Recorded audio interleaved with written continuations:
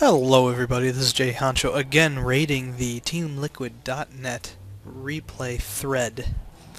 This one is again going to be on Desert Oasis. Now don't get me wrong, I still dislike the map, but I love how different people play it. This is going to be a ZVT with Gogo as the red Zerg on the bottom, which is actually favorable, and I'll get to that in a minute. But first, let's talk about Bob Likes Frog as the blue Terran on top. Pretty normal early game stuff.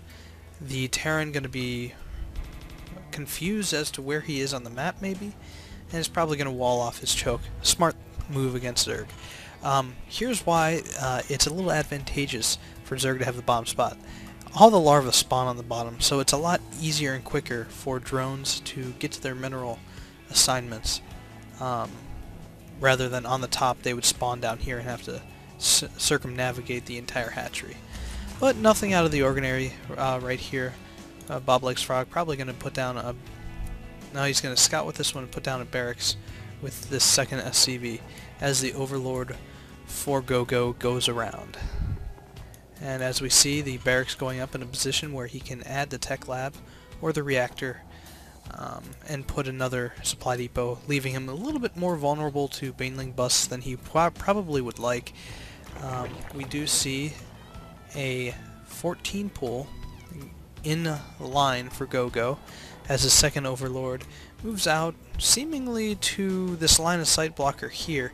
Not a bad idea. Typically I like to leave him around the ramp just because you never know when Hellions are going to come in. But Gogo's going to leave him over the line of sight, letting this SCV spy the spawning pool. Not a big deal. Both players playing kind of standard. I'm not exactly sure. An early extractor here. Actually, no, it's a little late. He's not going to get speed right out the gate, which you kind of want to do, especially on a large map such as Desert Oasis. Allows you to probe a little bit with this before this wall gets really going.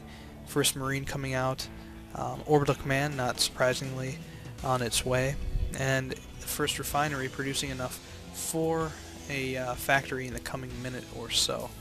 But the first Marine is out and the supply depot is up, probably going to deny the scout, and we see a not unexpected expansion. Because of the rush distance by land, you know, you can get away with a 14 pull 15 hatch, but he was delayed, he was getting some gas, probably going to tech to an early layer for muta harass. Real sound thing to do. Second refinery up and out for Bob Likes Frog. First Queen going to be popping out soon for Gogo. And these lings probably going to do a little bit of poking around just to see what's going on. There's that factory I was going to mention. We might see an early, like a 1-1-1 build here. I don't deny that it's powerful. And it really opens up a lot of options for Terran. It allows them to explore the entire tech tree. And this SCV is going to probably go down as soon as these Zerglings go on creep. So the scouting for the Terran is left to scans at this point. But not a big deal. Early layer off of one gas. This one probably meant to become an extractor very, very quickly, but for some reason did not. We see both lings going opposite ways across the map, potentially to the watchtowers. Great plan there for Gogo. Bob Likes Frog spreading out supply depots, trying to not allow any Nidus worms or drops to happen on his base. Smart idea. Tech lab going down, Marauder probably no, it's a Marine. Two factories, so we might see some Hellions from both of these factories. Can't say I blame him for that, but I'm surprised we're not seeing a starport being built, but we do. And this Overlord is not in position to see that, so unfortunately Gogo will be in the dark. So we might see a Hellion drop in the back of this base, or even the natural as it starts to get saturated, as well as a Queen. So the Overlord doing the smart thing, basically sacrificing itself to see exactly what's pumping out of these factories, but I'm not sure that it'll get the chance to see the starport in the back. Time will tell as Gogo turns around. The Marines are not on their way to the Overlord. It doesn't seem like Bob Likes Frog was really paying attention to that at all, but Pre-Igniter is on the way, and OV speed is as well. And again, Bob Likes Frog going to be dotting the perimeter with a ton of supply depots as his force of 3 Hellions and 4 Marines moves out. A lot of drones are going to be transferring straight from the lair now, and the spire is about halfway done, so emergency lings should be on the way as soon as he sees us in the watchtower. Again, very important that you take the watchtower, primarily because it's very, very powerful. And as we do not see any lings in production for Gogo, I'm not sure that he was paying attention to... Oh, you hate to see that happen. Insta drone kills. And now we still don't see any lings. It's like he wants all those drones to die. These Hellions getting a ridiculous amount of kills, still no Zerglings in production, even though he has the money to do so. But unfortunately for him, his Spire completes and he only has enough for 3 mutas, as he only has 18 drones surviving. Well, 24 now that those are done. These 4 Marines are just going to be nothing more than a nuisance, maybe kill a couple of drones. Gogo is smart, gets a good surround on these, although the Marine's still able to do a little bit of micro here to force Gogo to continue not mining, and 3 mutas are out. Let's see what kind of anti-air the Terran player has. Exactly none. No eBay.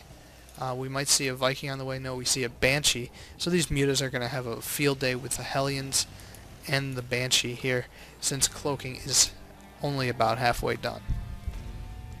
But like I said, you know, Zerg have kind of an advantageous disadvantage here. Because the rest distance is so long, it allows them to really tech up and get these higher tech and gas-intensive units by operating on more than one base. Unfortunately, the distance between these bases is large enough that it's hard to creep, especially with the giant nerf to creep tumors taking 30 seconds to spawn a new one. Same goes for other races as well, though. They can get focused on expanding a lot earlier than normal, and the Hellion's going to be dotting around trying to lose the mutas. But 3 more on the way, so a total of 8 going to be spawning here, and we should have seen an eBay going up. It is almost completed, and boblikesfrog can do the smart thing and move to Thor's as soon as this armory is done. Marines on the way.